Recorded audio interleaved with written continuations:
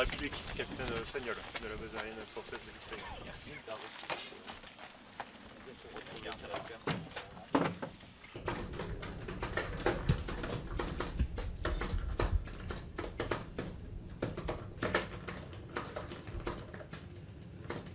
And so it's very important to understand that the core principles of the French nuclear deterrence are going to endure, meaning that there is for the moment no plan of sharing the decision to use nuclear weapons. It will always be up to the French president to decide, and there is no the idea of the allies paying for the French nuclear deterrent. It's very important to keep the French nuclear deterrent fully sovereign and not to make any kind of French extended deterrence transactional. We don't want anyone to pay for a nuclear deterrent.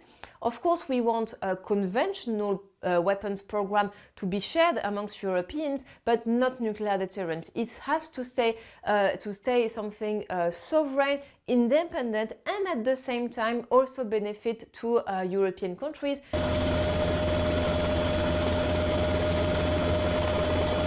And it's customary for the French president to do one speech per term, so meaning that his second speech was long awaited, and it's especially necessary since the beginning of his second term we had the beginning of the war in Ukraine and also the re-election of Donald Trump, meaning that the geopolitical context for nuclear weapons is changing, and there are a lot of expectations coming from European allies but also adversaries.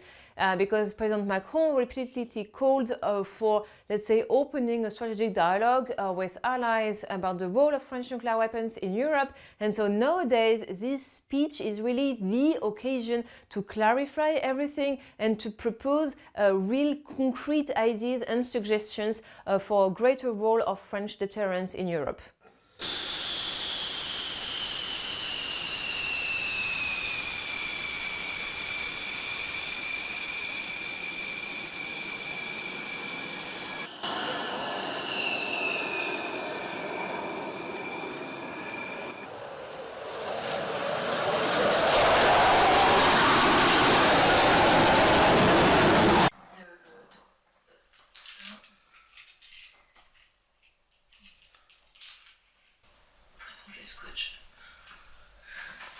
The French nuclear arsenal for the moment is not calibrated to replace the US extended deterrence. And for the moment, even if we can have doubts regarding the credibility of the US extended deterrence, all the US officials and even the US president never said they will withdraw their nukes from Europe.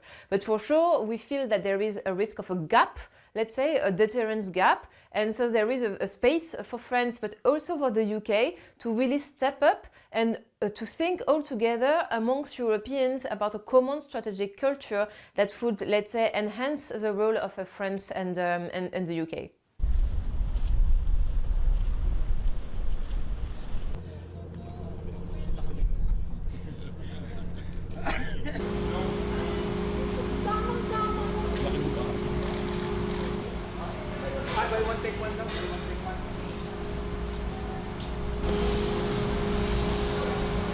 If one day there is a reason that we cannot believe anymore in the US security guaranteed, that all the forces, both nuclear and conventional, are withdrawn from Europe, in that regard, yes, France and the UK will really have to step up, maybe increase the number of warheads. But the most important thing, I think, is to prevent national proliferation, meaning that a credible extended deterrence is the best way to prevent any new nuclear weapons developed by Germany, by Poland, by Sweden, because it will be a very destabilizing step. And so we must ensure that these allies who don't have nuclear weapons, they always feel protected by both conventional and nuclear weapons from France, the UK, the US.